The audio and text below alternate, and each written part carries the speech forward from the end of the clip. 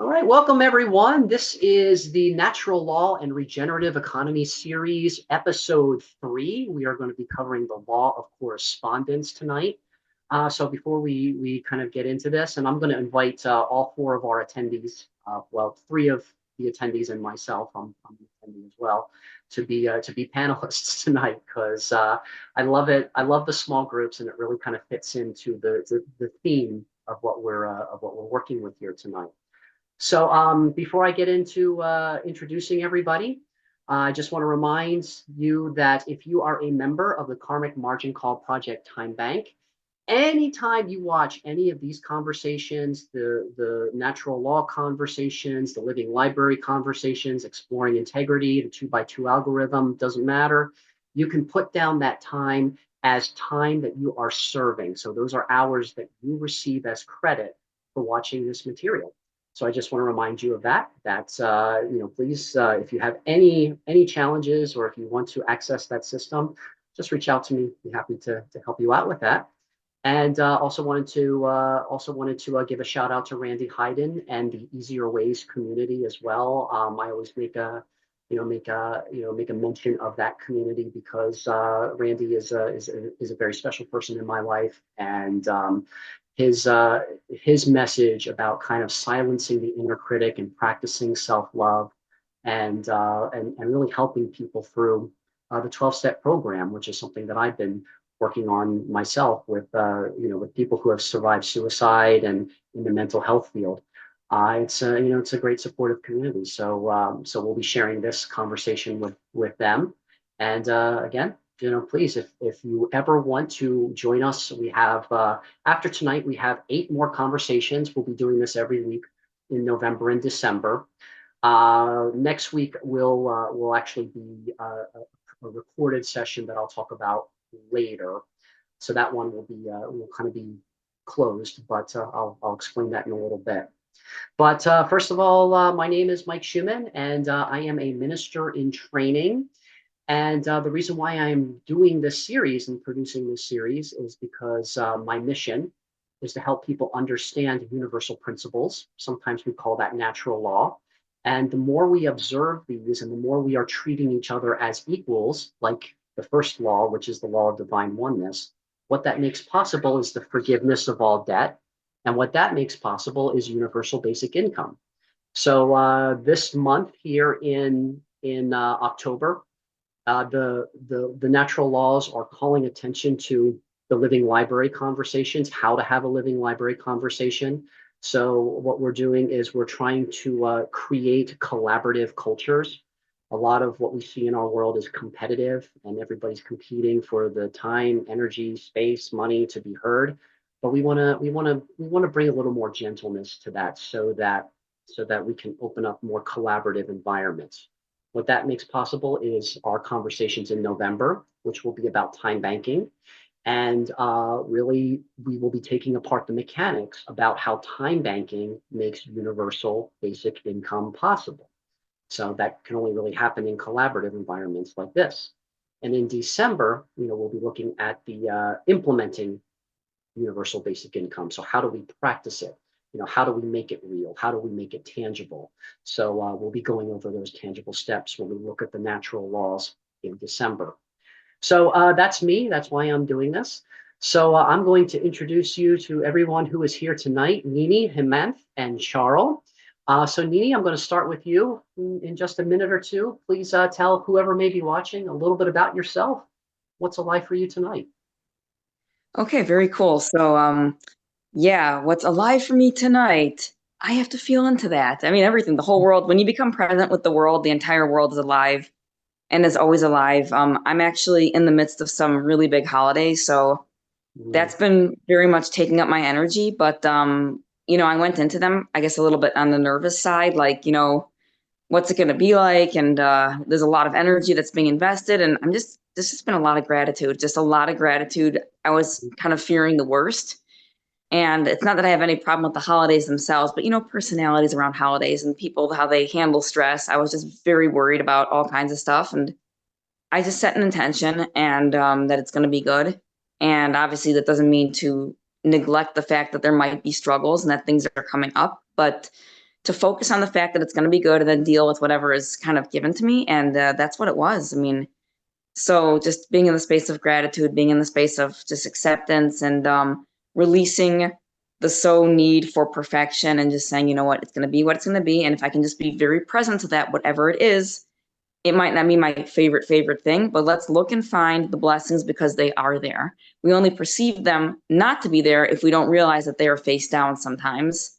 Mm, So just in that space of gratitude and everything is the opportunity to be a blessing. And if we don't see it that way, I ask myself, do I have to turn that like upside down? Is it like faced the wrong way, or am I faced the wrong way and it's faced the right way? Or is wrong and right just completely arbitrary anyways? Do I have to mm. shift my focus? And that's what it's about. So I guess that's what's alive for me. That's wonderful. So what are some of what's one of the blessings that you had received over the last couple of days in observing this and turning it upside down? So, I've been dealing just about 2 years ago. I've always been a very spiritual person, but 2 years ago, I got hit with, I call it wipeout. Whenever I would do Sabbath or a holiday, I'm not doing my daily thing, my exercise routine, whatever, for, just the purposes of observance. I would experience this wipeout where I would just be I would be like in an emotional state of like depression and apathy and nobody, like the Eeyore syndrome, but just ad infinitum. And then physically, I would just be like someone who gets up at, like I said, 3 o'clock in the morning and does this whole exercise thing. I had no energy. And, normally when I have no energy, I do physical activity because that will generate energy for me. And knowing that that's unavailable for me, I was really nervous because, again, we're not just talking about Saturday once a week. We're talking about, many consecutive days of observance. And I was very nervous. What am Mm, I going to do? How am I going to handle so many days? And it's a month of this. What's the mm, wipeout going to be like? Am I going to be in a state of apathy? Like, am I going to be, what's it going to be like? And I prayed and I did a lot of God channeling, and God said to me, just have a good attitude and it's going to be okay, but you got to trust me. And we all, like this Cheshire cat thing, like, trust me, you got to trust me. It's like, well, how will I know? And God's like, stop worried about knowing, like, just let it be what it is. And I just surrendered to that completely. And I took a lot of steps way outside my comfort zone, and I had to trust, really trust. And when I was able to really get present with that and just accept and have love and just say, hey, I'm going to meet people exactly where I can, and I'm going to let people meet me exactly where they can and not expect any more. I yeah. saw everybody came with, like, people who had really rough personalities and who were very unaccepting of me in the past, very judgmental, were just like, oh my God, like they had never seen me go through wipeout. They thought I was just making it up, but they saw it and they were like, how can we help make this better? Thank you for Right. showing up. Like, there are people who maybe experience what you're experiencing, but they're afraid to show up because they don't want to get judged. Thank you for coming and being so vulnerable. And it was like, it was just a blessing that it just exploded. That's wonderful. Yeah, it reminds me, there's a Gestalt prayer, like you said, there were, some rough personalities that are usually judgmental, but even they softened. Just showing up. It reminds me of this Gestalt prayer that goes, I'm not put on this world to live up to your expectations. You're not on this world to live up to mine. If we get together, it is a beautiful thing. And if not, it can't be helped. And that's beautiful that they were so willing to, to be there and accept you as you are. And just a very high level of acceptance is what I'm hearing. Yeah, and the beautiful thing about that is, because again, it's like, what matters is not me versus you.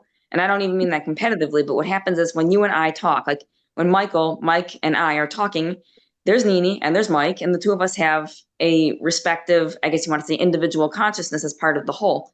But what's Mhm. happening between us right now, and then the two other members who are in this conversation, is Now there's a three. shared space. Oh, three other, awesome, awesome. Now So there's three. Welcome, Christina. right. So now there's more. And but what's happening in this shared space between the five of us, there's going to be created something that's irreducible to any individual part alone, and only here in the symbiosis. So that's what I saw in this holiday, that people that I've had a very rough interaction with, like the shared space was not very pleasant. When I really prayed on it, they were like, how can we help you? Like, we just want you to be happy. And I'm like, I've never heard them say that. It was always just finger wagging, but something Mhm. was different here. The shared space had altered, and I was just like, wow, thank God, thank God. Very good. Great. Thank you, Nini. All right, we're going to go to Himant. Himant, how are you tonight? And for anyone who might be watching this for the first time, what would you like them to know about you and what is alive for you at this moment? Yeah. I have introduced to natural laws through Randy Hyden, Mhm.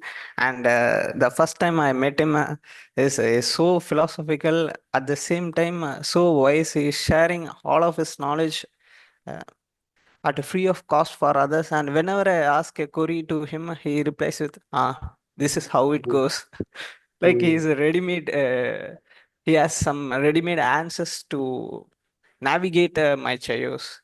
It's been so wonderful and nice to have. Whenever I have a doubt, I can go to him and ask some queries.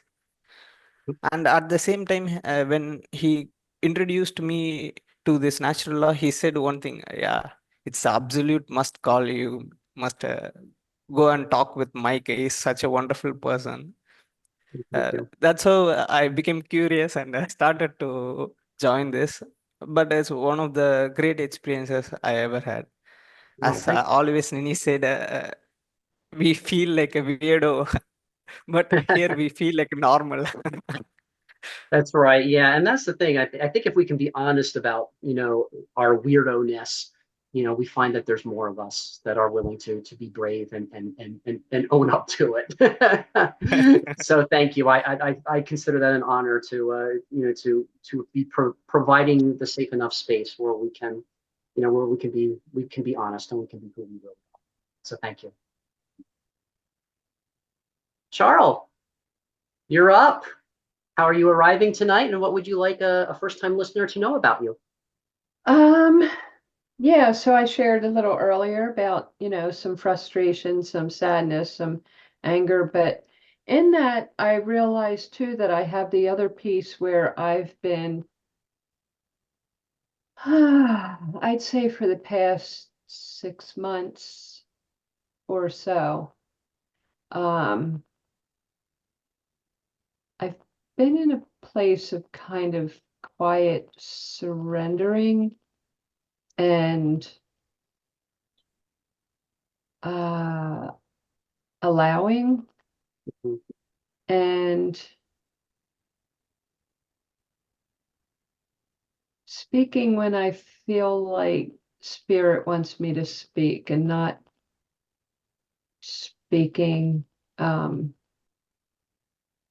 to defend myself necessarily, but um, to kind of introduce myself and put myself out there, even introduce myself to people who may know me, Yeah. but who may not know the new me or this piece of me. Um, and so it's a gentleness and for me, a knowing of the spirit of going back to I want to say my beginning of how I feel like I came into, maybe not came into the world, but how my soul kind of navigated to the place where it knew it needed to be. And it was a lot of quietness. And Yes. so um, I I haven't been there in a long time. Um, and so I kind of get afraid of it. um, and it sometimes feels like, oh gosh, this is too much. But I've been just allowing it and going with it and just being. Yes. Um, and being in a place of, I guess, learning to, I I forgot how to won't do say it. totally To quietly, go, but but I'm not being in a doing. place to, Yeah. So um, you mean where are we going? being in a It's gonna place, be till like 7:30. Excuse me, Charles. Christina, can you put yourself on mute, please? Thank you. There we go. Thank you very much. being Hi, in a Charles. place to,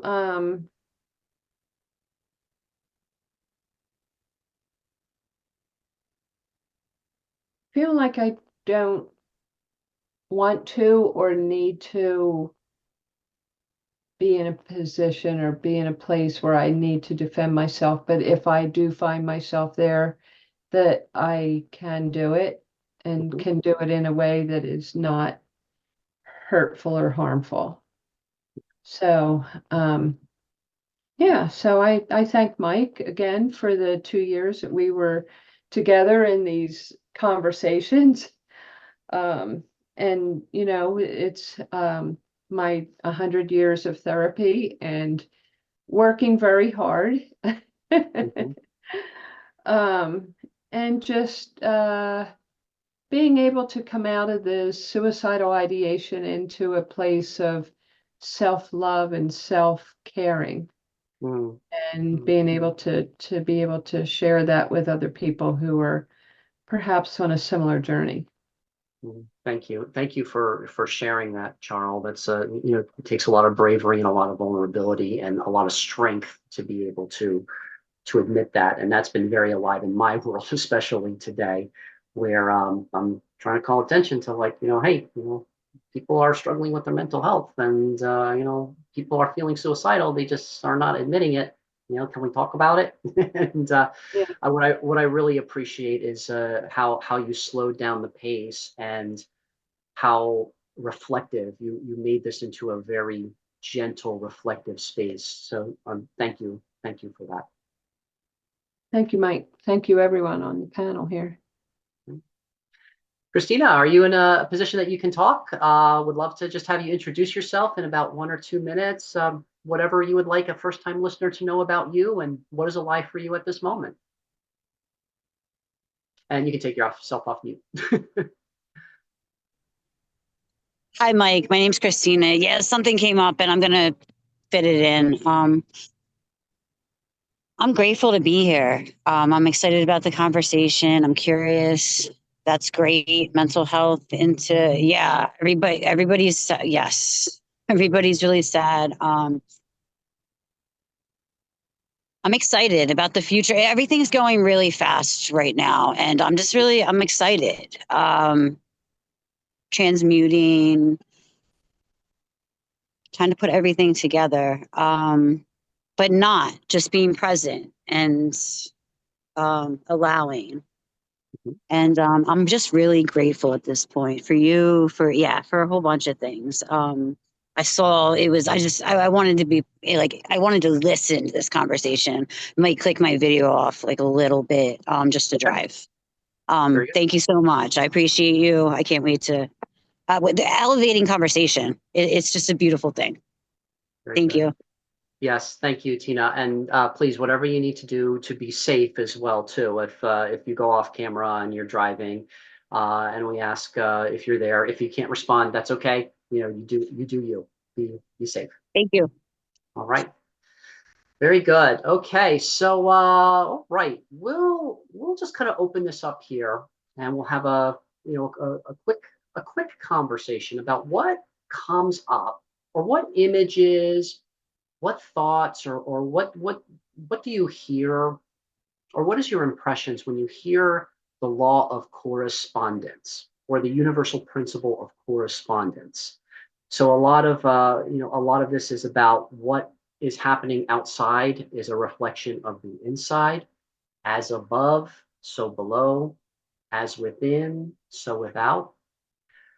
So I'm not gonna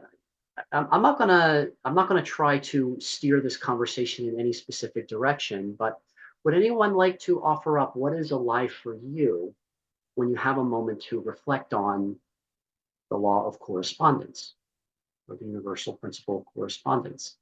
Have you seen evidence of it at work in your life?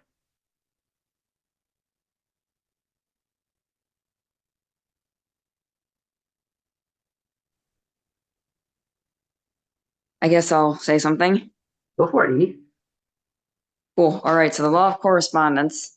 I see it as if you're familiar with the book, The Holographic Universe. I forget who it's by. I think Michael Talbot, but it's based on David Bohm's theory of we're all fractals of a whole that's greater. Like I said, greater than the sum of its parts. It's symbiotic, and each individual constituent is it's emergent. So the whole is not irreducible to any part alone, but the entirety. And I'm like, as you know, I'm a big science, spirituality, and math person. So I love breaking this down in all the different lingos because that's very cool for me. But to keep it more simplistic, the way that I see it is a lot of times we like to point fingers, whether it's victimizing ourselves or playing the blame game or whatever we do. I didn't do it. I didn't do it. I didn't do it. He made me. The tree made me. It made me do it. I didn't. It's even going back to Adam and Eve from eating from the tree. First of all, they desired the tree of knowledge as opposed to the tree of life. That's number one. But when they did it and they were confronted, God says, okay, where are you? What is this that you have done? And Adam goes, the woman that you gave me, she did it. And Eve goes, it was the snake. He made me do it. The fact that we made an error, that's part of life. Errors are part of the intelligent design of people like that theory. It's part of it. The fact that we did not take responsibility is a demonstration that that law of correspondence is very badly misunderstood because we're thinking, if I can just get out of the responsibility, I didn't do it. I'm victim of circumstance. I couldn't help myself. God will have pity. God, universe will have pity on me. I'll get a pass and I don't have to do any work. And that's not how it goes. The law of correspondence really shows us that we think, well, the peanut butter or the spoon is an idiot because it jumped off the counter just to make me mad. It's like, yeah, the spoon is neutral, and yeah, there is life in the inanimate objects. I 100% believe that. So it has its own volition within its own fitness payoff, but the spoon probably jumped off the counter because you put it too close to the edge, or maybe you have like a really long, I actually had this problem. I had very long sleeves that were way too large on me. So when I would reach over, my long sleeve would drape over and knock the spoon off. Something like that is happening. And there is empirical evidence of it. This is not something, well, it did it. So it's a very big reflection. We need to be accountable for our actions because whatever happens out there on the hologram is a reflection of what we are projecting. That's what a hologram is. That's what a television is. There's not a man inside of the screen that's talking. That is a person being broadcasted through a radio antenna through to all of our television sets that we can see, or the hologram. It's a constituent being broadcasted across the board. Even the tiniest fractal of that hologram will still be visible in its entirety.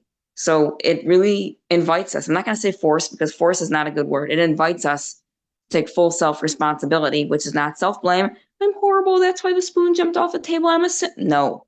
The spoon jumped off the table. First of all, the spoon fell off the table because we either put it too close, or maybe we knocked it over by mistake, or sometimes, there's like a truck drives by and it makes the foundation shake. Something caused it, and it's traceable. So it really invites that responsibility. And I try to demystify it by saying, I'm not a materialist. I definitely believe in spirit, but I also believe that spirit or God manifests itself into the mundane, that the magic is found not in going somewhere out there far away that's not reachable for the pure of mind, because pure already implies division, but that's available to everyone at equal opportunity with equity, with full integrity, that's found by being present within our who we are at the very basic.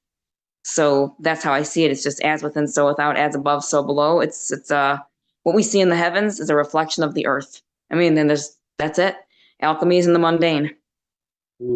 Yeah, thank you. What I'm hearing and what comes up for me in response to that is that there's a place for everything, and everything has its place, meaning there really is no mistakes. And we're starting to get into the law of cause and effect, or karma, as well. Like you said, if the spoon falls off, maybe that's an invitation to look at how did we prepare, or how, where was our mind at when it got knocked off. So that was a message that was trying to tell us something. What also is alive for me is this Taoist belief that appreciation of the small, appreciation of the mundane, is enlightenment. So it's not about trying to figure it out. It's not about trying to manipulate it or trying to cause it to do something, but appreciating it for what it is, for the mundaneness, for the enlightenment of the mundaneness. That's the key to that surrender that I think Charles was talking about too, is being able to surrender to the heart, and and let that kind of guide, instead of trying to have to figure it out and and compartmentalize and fractalize it.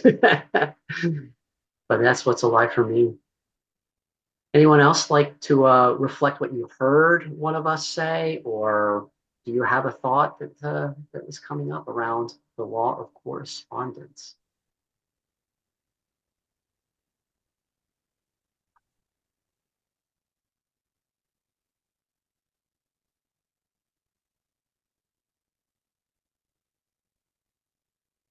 Yeah, I appreciate what Nini said.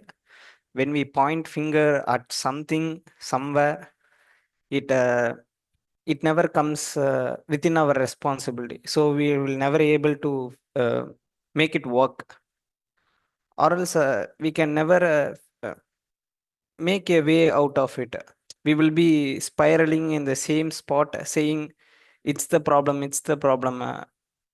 But as soon as Nini put it in that way, when we take just a responsibility, what's going on, by figuring out, we will come out of the loop and we will start to live the life as it is.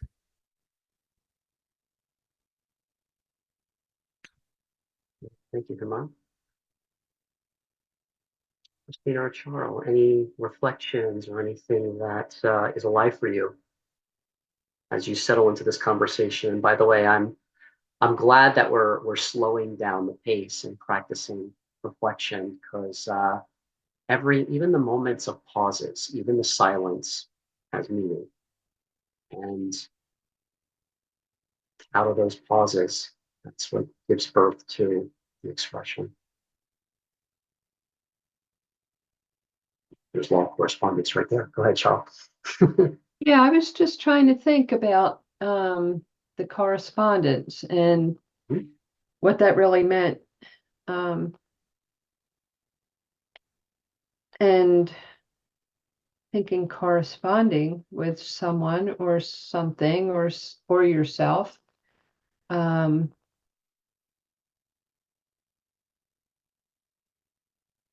so I what I'm feeling and what I'm listening to and hearing is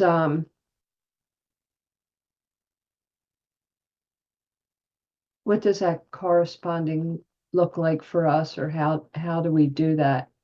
And in so many ways, I've been a part of people telling me, how they think I'm feeling, or making broad statements about how everyone's feeling, or I guess projecting what I felt like was projecting. And then when we got to a place where we could actually talk about how were we corresponding with ourselves, then we got into a different conversation around, oh, that brought on a whole different perspective around, oh, you mean myself? Okay. Now I need to talk about, or maybe I can offer some vulnerability around how I'm feeling in the correspondence. And it's not always well received. And it's not always an opportunity that maybe you had intended, but perhaps somehow the correspondence gets misconstrued, and people don't come to you and say, oh, I want to understand what you said, similar to what we're doing on here, to repeat back what we heard. But instead go on to make their own kind of story and correspondence out of what they felt was said or heard. So I'm dealing with a lot of that right now, and have been for the past few years. And I find that it's helpful for me to be around people who can help me be in that silent place of no correspondence is needed, to just let it be. So I see for me, the very male energy and the very female energy and the very spiritual energy and the very human energy play out in all of that. So that's where I'm at with that.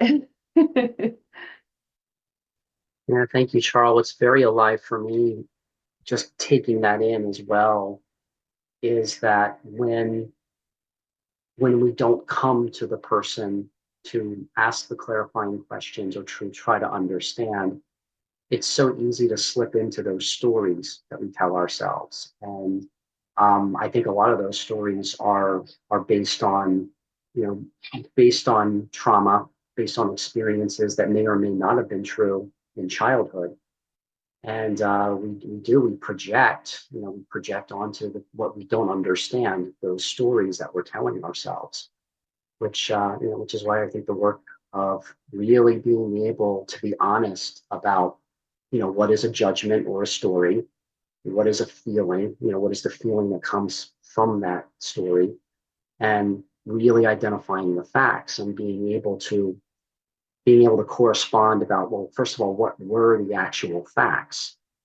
That's the hardest thing to do. But yeah, that's very alive for me as well too. Is just how easy it is to slip into telling these stories to other people, to ourselves, and I think that's how we lie to ourselves, honestly. And it's very very easy to do when the other, and I don't like to other people or to think of us as people as being separate, but I think that's where I struggle with that when that person is not accessible, to kind of take that apart and to understand on a deeper level. So thank you. It's very much alive for me there. Can I just say something based on what I heard Cheryl say? Sure. Yeah, so I really appreciate everything that you shared, Cheryl, and I love your vulnerability, and I can very much resonate because I know the feeling, being a clairvoyant, where I was diagnosed with psychosis when I was 16 because I was having clairvoyant and psychic experiences, and I was saying like inanimate objects were alive and they were giving me information, and the psychiatrist thought I was crazy. So, when it comes to that kind of correspondence, I kind of liken it to the scientific method, and that people who science properly, you have this step called observation.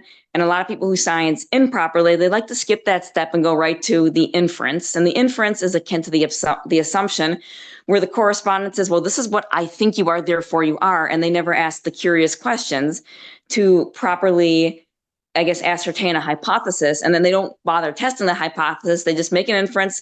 They skip the testing and they skip the trialing and the erroring, and they say, this is my inference, therefore it's fact. And when I heard you saying that, it's like, oh my God, like I know what that feels like, and I appreciate you sharing it.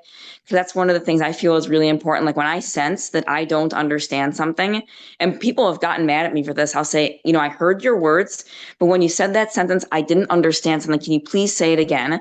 And they're like, oh my God, everyone just figures it out. Why don't you just like figure it out? And I said, well, I could insert my own assumption and then fill in the gaps according to my story, which is my correspondence, but I want to hear yours. Please, can you tell me again? They're like, why are you such a literalist? I'm like, well, do you want me to superimpose on you, or do you want to tell me, please? Because if you want me to superimpose, maybe I'm not maybe I shouldn't be the one to talk to. So then they'll say, okay, fine. And then when I sense that I've heard what the person says, I'll repeat back to them. So when you say the spoon jumped off the table and I'm mad, to use that example, what I'm hearing you say is, in your head the spoon didn't jump, that it fell, but you're really asking why? Why does this keep happening? And you're feeling frustrated that it keeps happening. Is that what I'm hearing? And I'll make sure before I continue, because the sensitivity to that is really important. So I want to validate you just to correspond. I want to validate that, it's very painful to go through such an experience. And I want to thank you for sharing it. And that I'll stand here with you, I guess, in spirit, that people will see you for who you are, because I feel that you're someone that has a lot to offer, that your correspondence can be very beautiful. And I'm sorry that people have not given you the chance. And I sincerely hope that happens for you, like right away. Thank you. Thank you. Yeah.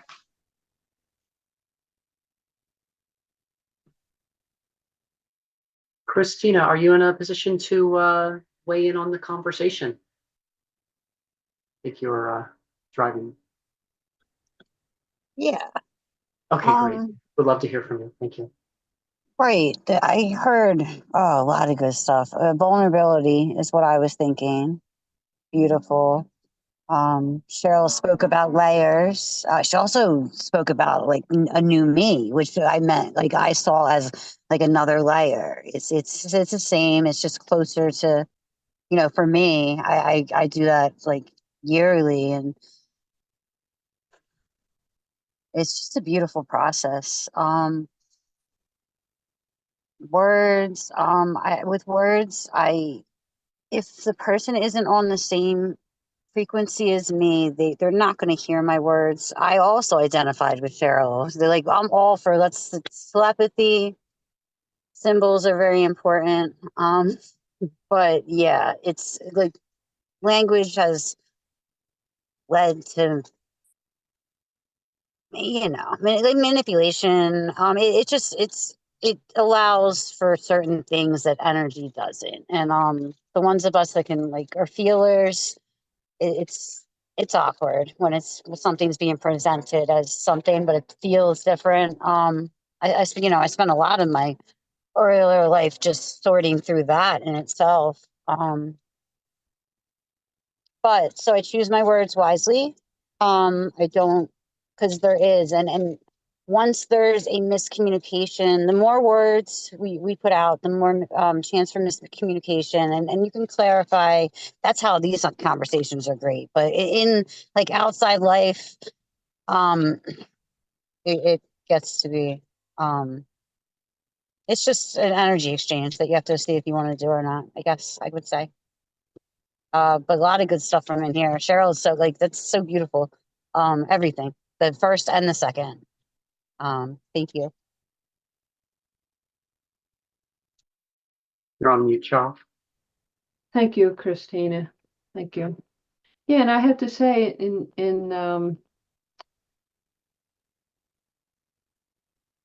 a validation, I guess, of the conversation and the correspondence is the part that I play and the corresponding with myself and um, looking at that and not not being not being open or not offering the olive branch, so to speak, so readily sometimes, and to keep some of it in a place of maybe contemplation and to allow it to be for a while.